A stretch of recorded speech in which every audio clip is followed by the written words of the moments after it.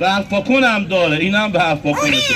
آقا اشکال نداره، به هر حال وضعیت اقتصادی هممون داره رو به جاهایی میره که خودمونم باید ماشینا رو بفرستیم خرد سوار شیم. بابا جان سوار شو. اینجوری که سوار نمیشن که. از رو به رو نه بابا جان، تو شاخ میزنی به خر، از پشت که دیگه اصلا نه. بابا جان اینجوری سوار نمیشن، این دفعه دیگه تو نمیتونی سوار. بفرما خره سوار مبارک شد. جانم من زبونشو میفهمم بگم پاشه؟ یعنی من عجب نامردیه. آقا من زبون تمام عروسکا رو میفهمم توی خیمه. بابا جان بلند شو آقا خره، باشه مبارک، بیا اینجا، بیا دفتتون بیا اینجا. بابا جان سوار شو. این ترمزش خرابه، کلا جمع نداره بابا جان، یواش برو سواشو بریم.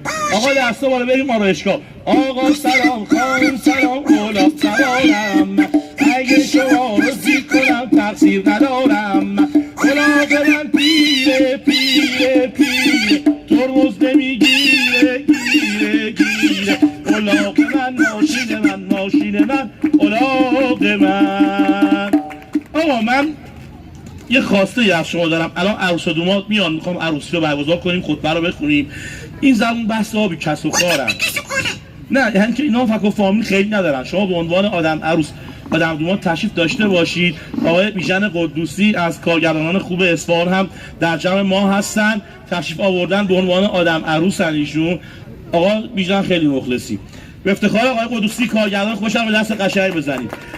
الان عروس و دومات میان به افتخارشون. بادا بادا مبارک بادا ایشالا مبارک بادا بادا مبارک بادا ایشالا مبارک.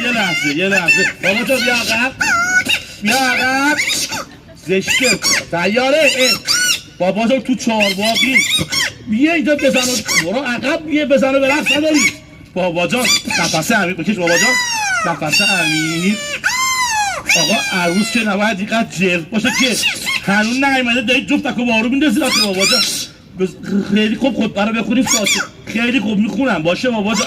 آقا اینا عجله دارن. دستا بالا. الکهت و من الوقت، یک عروس خوشبخت، یک دوماد خوشبخت، پشت پا نزن وقت. عروس راضی شدی؟ نه خیلی؟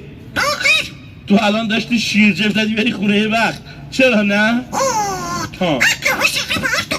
یه حق مسلمه هر دختری مهریه است. راستی ما حواسمون نبود. ولی بابا جان مهریه نباید اینقدر سنگین باشه که این وسط تا سر نگیره. تو چی میخوای مهریه؟ 100 تا درخت. آقا به افتخارش دست بزنید، داره حمایت میکنه از محیط زیست. خیلی خوبه. آقا بریم خطبه رو بخونیم. الکهت و من الوقت، یک عروس خوشبخت، یک دوماد خوشبخت، پشت پا نزن وقت. عروس راضی شدی؟ با اجازه بزرگترا. بله دست و جیب کله اورا. بادا بادا مبارک بادا ایشالا مبارک. عروسی شاهانه، گلی به گلستانه. یا مبارک بادا ایشالا مبارک. این مثمون به سر رسید، سلامه به خونش نرسید. ما رو باید حالا کنید، هر کی ما رو دید و شنید. خدا نگهدار شما، منت گذاشتید بر سر ما. امیدوارم که از نمایش خیمه شب‌بازی ما لذت برده باشید. اگر دوست داشتید میتونید ما رو در اینستاگرام همراهی کنید. ما اجراهامون رو در اینستاگراممون اعلام میکنیم. بنده مجتبی طالبی هستم. هم که توی گوگل سرچ بکنید مجتبی طالبی از اصفهان، پیج ما میاد بالا. با ما هم